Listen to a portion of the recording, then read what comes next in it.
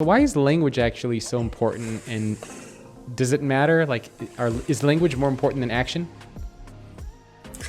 I believe yes. And there's two reasons why. I have a story. I was doing a CIO event last year and I interviewed a bunch of CIOs of pretty large companies. And I asked them, what was a time where you really were impacted by a leader, like, their compassionate leadership?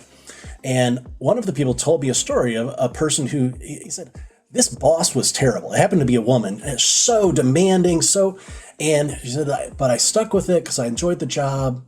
And I think it was in healthcare, so there was a lot of purpose that he got out of the role. And about 2 years after he started working for this CEO, she did something at maybe a fundraiser or something, had like a really touching moment.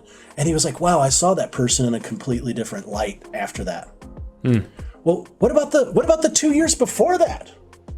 Those were her words, right?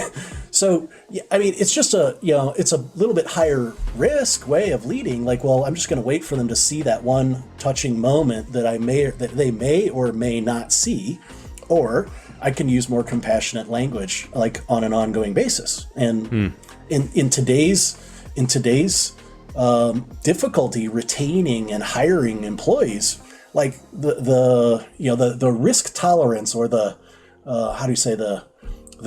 margin of error of leadership, that basically, if I'm the leader that tells my best performer, I use the phrase that says, all right, that causes them to leave and switch off at the end of the day and say, today's the day I'm going to actually update my LinkedIn profile and I'm going to start accepting emails.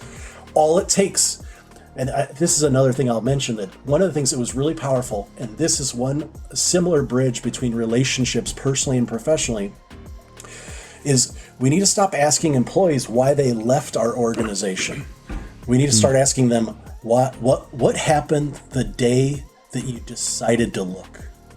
Because great leaders don't stop people from leaving the organization, they stop people from looking.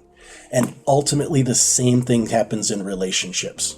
After I got divorced, I would ask women, I would frequently ask, once I got to know them, like second date question. It would be like, so tell me about the day you decided to leave your last marriage.